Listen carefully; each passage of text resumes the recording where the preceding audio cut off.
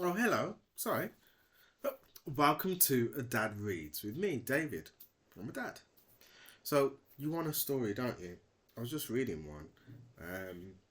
Need a drink. What about? Mm, I've got one. Here. It's called Prince George and the Royal Potty. And it's by Caryl Hart and Laura Ellen Anderson. Shall we read it? Let's see what this is all about. You ready? Prince George and the Royal Potty. Prince George was the nicest of children. He was clever and funny and happy. He toddled around the royal palace, dressed up in his crown and his nappy. He ate all his breakfast and dinner. He always said thank you and please. He smiled for the ladies in waiting and never got mud on his knees. Now, Georgie, said the Queen one morning, one day you'll grow up to be king. You can't go around wearing nappies when you're doing that sort of a thing. A prince has to set an example. You should stop wearing nappies today. Don't rush him, said the king. He'll get there in his own time and in his own way. That evening, Prince George's big cousin, a knight called Sir Brian the Bold, was boasting about his adventures, hunting for dragons and gold.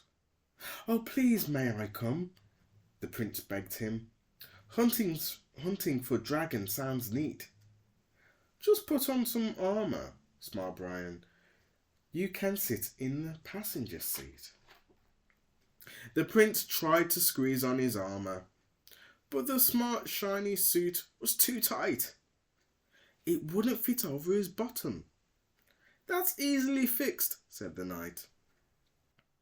You need to start using your potty if you're going to come out on a quest. Brave knights don't wear nappies when hunting. They wear big boys' pants and a vest. So Prince George toddled off, saying bravely, I'm going to do it right now. But when he found the royal potty, he realised he didn't know how. The next day, the prince sat by his window to watch the royal guards marching by. They all looked so smart and exciting. Prince George thought he'd give it a try. He marched up and down in his helmet. He whistled a tune on his pipes. He felt so important and snazzy, dressed up in long trousers with stripes. When the prince stood to attention, he realised that something was wrong. The guards began fainting and gasping. Pooh-wee! What a terrible pong! He needs a new nappy, they whispered. The sergeant looked pale and dismayed. I'm supposed to run changing the guard, not change the royal nappy parade. Prince George said, I'll use the royal potty. I'm sure I'll work out what to do. Then I'll march with the guards and catch dragons and wear big boys' pants just like you. But try as he might, he was baffled. He still couldn't work the daft thing. So he had an enormous royal tantrum. The sergeant cried, Quick, fetch the king. There, soothed the king. Don't you worry. Just choose a good book from the shelf. Then sit on the potty and read it. The rest will come all by itself. The rest? Asked Prince George in confusion.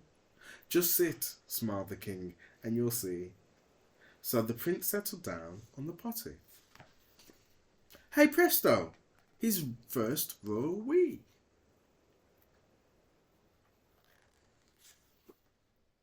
Prince George was named Royal Potty Expert, with pants trimmed in red, white and blue. Each day he could do 5 or 6 number 1s, and twice a day he did number 2s. Not once did the prince miss his nappy. He felt so grown up and so free. He just pulled out his portable potty whenever he wanted to wee. So if you want to go on adventures and wear proper pants on your body, try copying Little Prince George and learn how to wee in your potty. The end. Well, I'm glad he learnt how to use the potty, because it's not nice having to change nappies, and the smell that they give as well. Yeah.